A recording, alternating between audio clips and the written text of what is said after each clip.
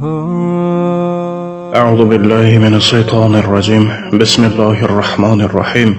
أما بعد، السلام عليكم ورحمة الله تعالى وبركاته. پدران و مادران عالی قدر و برادران و خواهران اهل اسلام من، بنده امروز با خوشی 10 نفر برادران و خواهران یک قصه صدمه ماشین به سمع شما میرسانم. برادران میگویند که این قصه حقیقت داشته، یعنی که قصه از خود برآورده نیست و شاهد اون قصه چنین نقل کرده است. در راه میگذشتم، دیدم که ماشین یاری تعجلی و آدمان زیادی جمع آمده و یک جوان تقریبا 26 ساله را از درون ماشینش که به صدمه سختی دچار شده بود برآورده به ماشین یاری تعجلی میگذراندند. جوان سخت جراحت برداشته و غرق خون بود و حتی یک پایش از جسمش جدا شده بود و داد و فریاد میکرد و سخت میلرزید و به برادرش یا یکی از خویشاوندانش بود مینگریست و میگفت من نمیخواهم بمیرم، میترسم که به دوزخ میروم. و داد و فریاد میگفت محمد محمد محمد، من نمازخوان نبودم، من میترسم خدایا که من نمیرم، شب و معیوبم شوم باقی حیاتم صبر میکنم، فقط نمیرم، نماز میخوانم، به خدا قسم که نماز میخوانم، فقط نمیرم. مردمان گرد و جمع آمده بودند و من هم با ترس این حالت دهشتناک را مشاهده میکردم. جوان داد و فریاد میزد و خون از بدنش جاری میشد. خون بدنش از جاری شدن ماند، رنگ و رویش کبود شد. کسی به او کمک کرده نتوانست. برادرش و آن کسی که از خویشاوندانش بود گریه کنان به او میگفت کلمه شهادت را ارزیابی کن، کلمه شهادت را ارزیابی کن.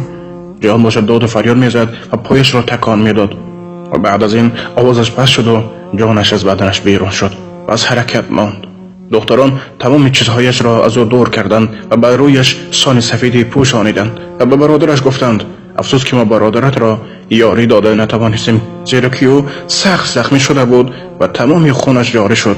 در حق برادرت دعا بکن.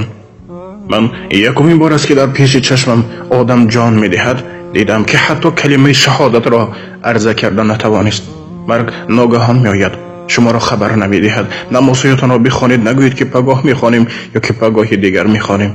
هیچ کس نمیداند که تا پگاه هست یا اینکه نه. من این جوان را نمیشناختم، ولکن این سخنهایش به یادم میآمد. نمیخواهم بمیرم، نماز میخوانم، به خدا قسم که نماز میخوانم. این سخنهایش به من تاثیر کرده بود. خوابم نمیبرد و زار زار مانند طفل میگریستم. خداوند کریم همه ما را حسن خاتمه نصیب گرداند.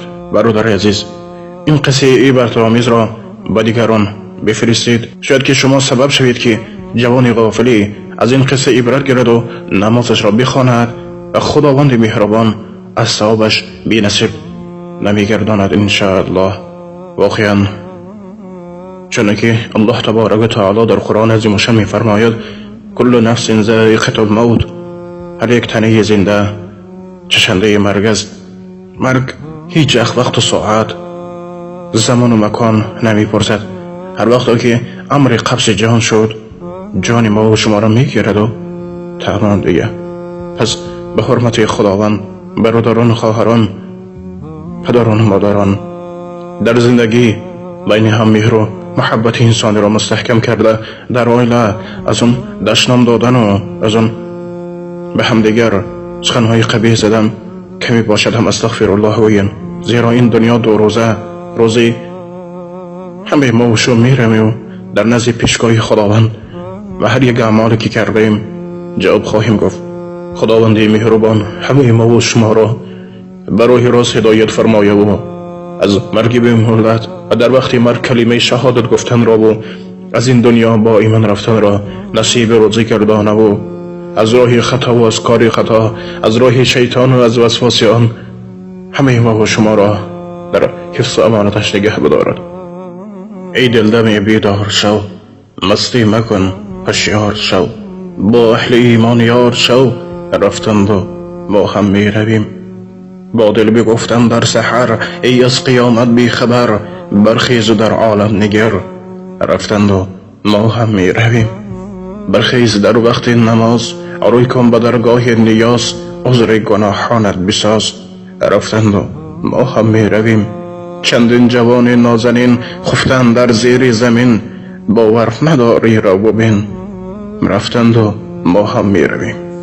و السلام علیکم و رحمت الله تعالی و برکات. با احترام دوست برادر شما امید رحمت. خداوند متعال همه ما و شما را در حفظ و امانتش نگه داره و از این دنیا با ایمان رفتن را نصیب گرداند. اللهم صل على سيدنا ونبينا محمد على جميع الأنبياء والمرسلين وعلى آله وأصحابه أجمعين. إلهي رجعت بذل افتقاري، بخوفي بضعفي، بدمع انكساري، رجعت أبوء إليك بسري، وأنت العليم بكل السرار.